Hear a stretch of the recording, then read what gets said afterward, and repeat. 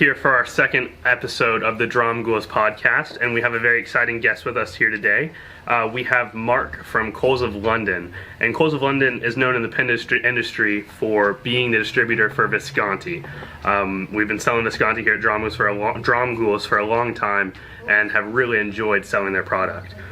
So, Mark, do you want to introduce yourself? So, hi there, everyone. So my name's Mark from Coles of London, which can be a bit confusing because actually, although I'm British and I'm from London, I actually live in Charlotte, North Carolina, representing a beautiful Italian pen brand in America. So it can get a little bit confusing. But I'm very happy to be here in Texas at my favorite Texas pen store, Dromgoole's, with my good friends Larry and Michael. Alrighty, so I have a few questions lined up for you today, and just kind of some personal history as well as history about your brand and how you work with Visconti and stuff like that. And so the first one is going to be more about yourself. What was the journey that led you to where you are today? Did this start off in London, or did it start off in the United States? How did that work? And just tell us how Coles of London has gotten to where it is today. That's a really good question, Michael. So I've been in the pen business for about 18 years now. I actually started a pen company originally in London, England.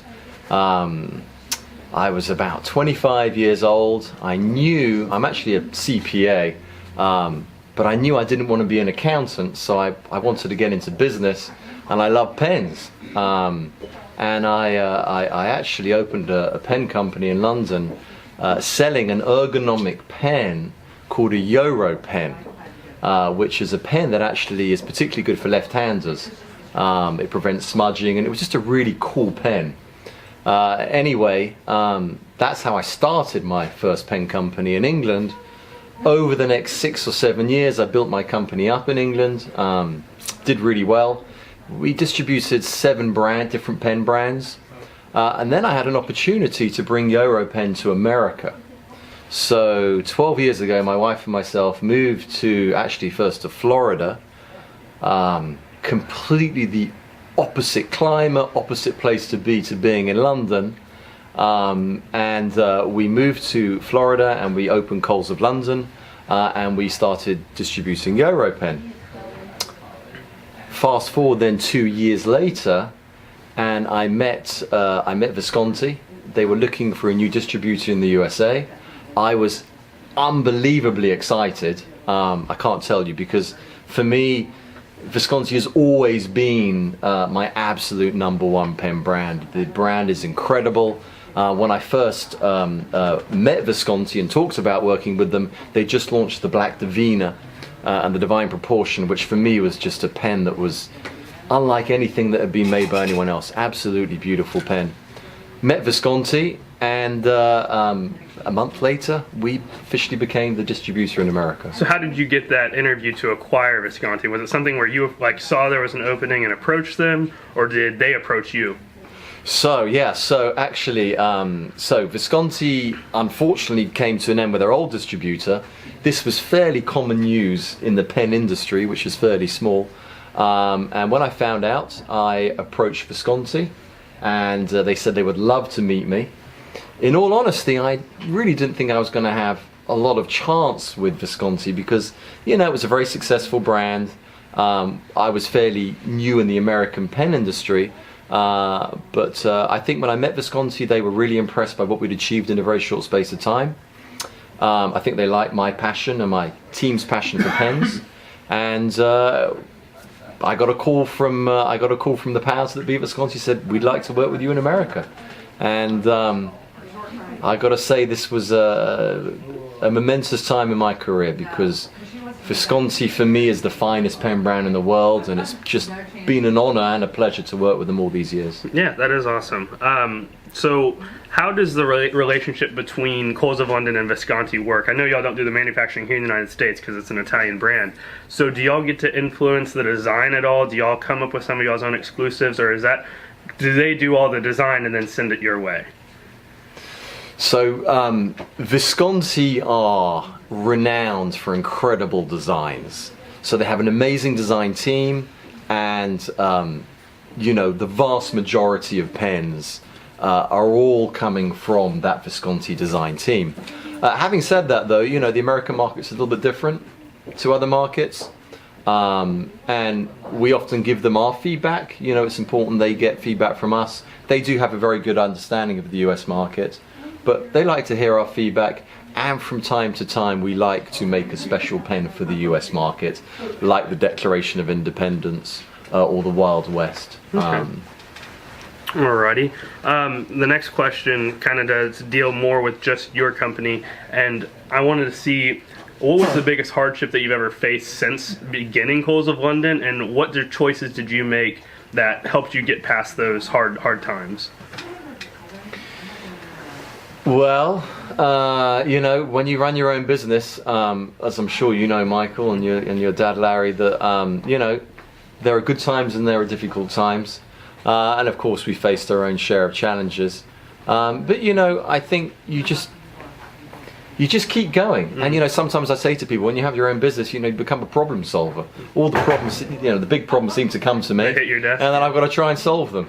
But you keep going, and I think I've got a great business, and I love my business. I love what I do, and things sometimes change in life, and you keep going, and opportunities always arise, even when there are problems. Absolutely. And we face those same problems here every day. If something new hits your desk, and you got to solve that problem. Alrighty, so I guess my next question is going to deal more directly with the pens themselves. I wanted to see your personal opinion on what's your favorite limited edition Visconti's ever come out with, and then what is your favorite everyday line pen that Visconti's come out with? Wow, that's a difficult question. I think arguably the finest limited edition pen that we've come out with since I've been working with Visconti would be the Declaration of Independence. And I think I say that for two reasons. First of all, I personally love the pen. I love what it stands for. I love the way it's made. We actually have one here. It's a work of art. It's an extremely difficult pen to make. The full text of the Declaration is hand inscribed into the pen. I particularly love the detail that Visconti put underneath the blind cap. It's got a lot of American history. Yeah, a lot of American. Well, there's a little Liberty Bell underneath. It's details like that I think set Visconti apart. I love the pen personally because of the craftsmanship and the story behind it, but also this has been a huge success in America. We have a lot of people who are very passionate about this pen. I think regular edition pen, it's got to be the Divina. I mean, this pen is just so beautiful. This was actually the newest one we just came out with. It's green, like a green marbleized resin with bronze trim. This is just an absolutely spectacular pen. I mean, as an everyday writer, this is... It's easy to pull out, easy to write with, always writes like a dream. It does, for me it's the design of this pen. It's just so supremely beautiful. It is a work of art, it really is. Alrighty. I always tell my customers when they're here, they ask me what my favorite pen brand is, and one of the things that I say all the time is I regard Visconti as being the most innovative designing company out there. And so I kind of wanted to see, do you have anything on the horizon for what's to come out in 2018 that you can tell us about? I know there's some stuff that's still a long ways down the road, but what can you tell us about to come in the near future? Well, for me, Visconti has always been the most innovative pen brand that there is. And there has been some change at Visconti this year, and thankfully for me, and I think for everyone else out there, I have seen some of the things for next year, and there's a lot of wonderful new designs, a lot of innovation to come, some fantastic pens. Unfortunately, I'm going to be in big trouble, Michael, if I give any secrets away. So I made a promise not to say anything, so I'm not going to. But what I will say is there's a lot of great pens to come out next year. Okay. And then I guess my last question for you, I get another question about Coles of London. I just wanted to have some kind of anecdote, some kind of story that nobody knows about your brand, or maybe something like special that an employee did that really met your eye, that like you noticed and you're like, wow, that was really awesome what they did. What's some kind of cool story like that you can tell about your brand? That's a good question. That's also a difficult question. Well, a lot of great things have happened over the years.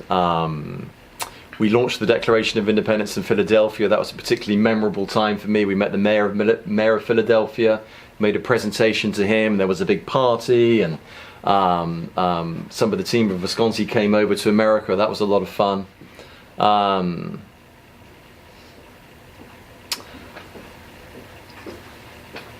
I would say that event certainly stands out. I'm going to think more about that as you ask me more questions, Michael. That was the last question.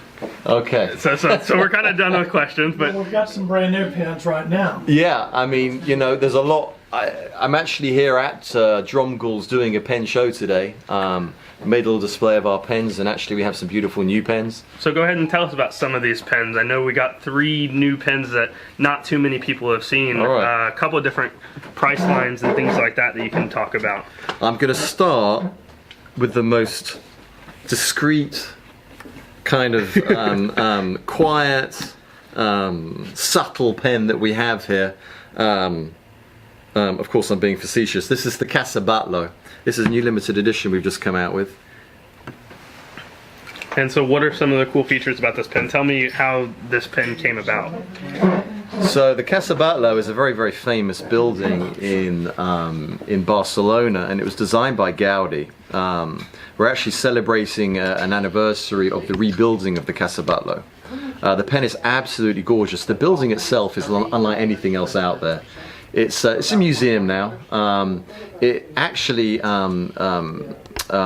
is known in Barcelona to be either known to be called the skeleton building, because there's a lot of features of the building that almost have like skeletal features, particularly on the arches at the bottom of the building. And then it's also called the dragon building because the roof of the building is full of these beautiful mosaic tiles in a lot of colors that almost look like the back of a dragon. And a lot of these features have been replicated in the pen. These little tiles here are features from the roof. Mm-hmm. Here you have a lot of the little windows and arches from the actual building itself. So that one's $45. And these are little based on little balconies around the building. The pen is gorgeous. Sterling silver, there's enameling in here, there's also resin, and I think the actual replication of the features of that particular building have been done beautifully well in this pen. I mean, this is an absolute work of art. This is also a very nice heavy pen. Mm-hmm. Should you find yourself in a situation to protect yourself, this is a good weapon as well. Now that I'm seeing it all put together, the pictures certainly didn't do it justice, and I think this goes quite nicely with your blue shirt, actually, Mike. it does match well. I think it's a good look. Alright, so this is going to be our first segment where we do a used pen of the week, and this week we had a customer trade in part of her Vanishing Point collection, and so I wanted to show some of that to you. We've got a few special pieces here. The first one I have in my hand is a cool piece because they haven't made it in a while. As most of you know, in the current Vanishing Point collection, to get this carbonesque finish, you can only get it in the black or the blue, but at one point they did make it in a green and a red as well. So here we've got the red carbonesque. It's a very cool pen, hasn't been made in years, like I don't know exactly how long, but it has been a while. And basically it's just like every other one of your Vanishing Points as far as the mechanisms work. If you unscrew the barrel here, you've got the removable nib section. You've got an 18 karat gold single tone nib, because at that time they did not make the chrome nib which would have matched this pen, they just had the gold color. This one here is a medium, and we've also got the Con 50 converter, which is still a current piece from them. Going ahead and putting the pen back together, I'm going to show you a little writing sample of it with the medium. Just to be a reminder, this is a Japanese medium, so it's going to tend to write finer than what your European brands would. And so I'm going to go ahead and just start writing. We got the quick brown fox jumped over the lazy dog. So this is a very nice medium, just pretty standard for what I would call for an Amiki. It's a beautiful smooth writing nib, and that kind of wraps up the video on this pen. But I did want to go ahead and show you some of the other ones that were traded in. All of these are available If you're interested in pricing, just email us and let us know, or leave me a comment somehow. We've also just got, which is part of the standard collection, we've got the Black Carbonesque. All the same features, beautiful pen, been around for forever, and as many of you know, the Vanishing Point is kind of an iconic pen in the industry. And then the next two that we've got are actually part of their limited edition series. So I'm going to start off with this one. This is the 2014 Copper. So this was made in 2014. They made 2014 of this pen. It's a limited edition that has sold out and is no longer available. Very cool pen, and it's got all the same functionalities as the other two I've shown you. And then the final one, this one's a little bit of a cool one. This one's harder to find than what that Copper one is. This is the 2015 Twilight. As you can see, this is one of the first where they did like a ombre finish. So you've got the more purple here at the top, and then it fades into light blue. They've kind of done that with the past few years models. Like in 2017, they came out with the Crimson Sunrise, where they did that same effect with like an orange, pink, red kind of finish. And again, all of these are available for sale, so if you're interested, please just message us, email us, contact us however you can, and we'll be glad to get you some more information on it. Thank you very much. Bye-bye. Hello everybody, we just concluded our giveaway. We did it through a method of random number generator, and the number given was 23. I went from the oldest message to the newest message, and the 23rd person was Paul Coolish, who follows us on Instagram. We've contacted you through Instagram, and I need you to respond within 24 hours, or else it will be given up for, we will redraw. And so please go ahead and contact us. Thank you everybody for entering, and look forward to more of these in the future.